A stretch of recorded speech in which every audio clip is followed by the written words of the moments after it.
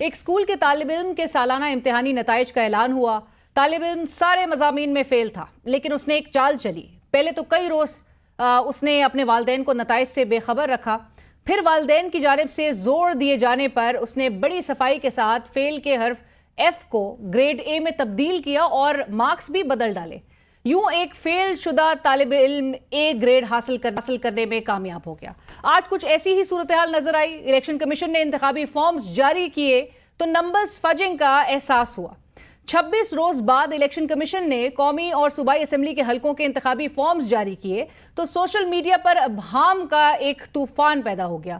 P T I نے ان forms پر اعتراض عائد کرتے ہوئے انہیں مسترد کر دیا۔ اعتراض کیا کہ انہیں 130 سے نواز شریف کے 313 ووٹ کو 1313 بنایا اور کل تعداد 1092 سے 2092 کر دی۔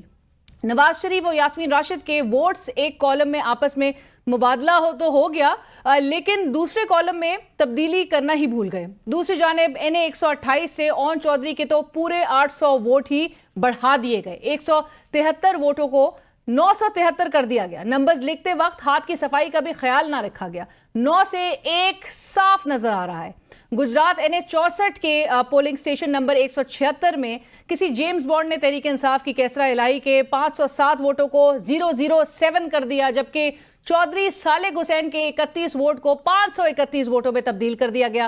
حلقے 238 میں حلیم عادل شیخ کے 263 ووٹوں میں سے 200 ایسے نکالے جیسے چور گلے سے پیسہ نکالتا ہے، اور اوور رائٹنگ کر کے ان کے جو 63 ووٹس تھے وہ 63 اس کو کر دیے گئے، جبکہ ان کے مد مقابل صادق افتخار کے صرف 19 ووٹ کے آگے حلیم عادل شیخ کا 200 جمع کر کے ان کے ووٹ 219 کر دیے گئے۔ ایک فارم میں یہ نشاندہی کی گئی کہ پی ٹی آئی کی کیسرا الہی کے 584 ووٹوں کو 84، جبکہ کاف لیگ کے چودھری صالح حسین 86 ووٹوں کو ان کے 586 کر دیا گیا۔ اس سے زیادہ مذاق کی بات تو یہ کہ فارمز جاری کیے جانے سے پہلے ہی حکومت بھی بن گئی، دورے بھی شروع ہو گئے۔ آج وزیر اعظم گوادر پہنچ گئے تھے، کابینہ کے اراکین کون کون ہوں گے وہ نام بھی سرفیس کرنے لگے۔ اس کا بھی فیصلہ بہرحال کر لیا گیا ہے، پروجیکٹس پر بھی کام شروع ہو گیا ہے۔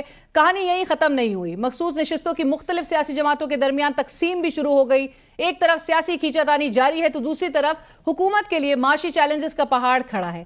آئی ایم ایف کی شرائط تسلیم کرنے کے سوا حکومت کے پاس بہرحال کوئی پلان فی الحال نظر نہیں آ رہا۔ مہنگائی میں اضافے کا خدشہ بھی اپنی جگہ موجود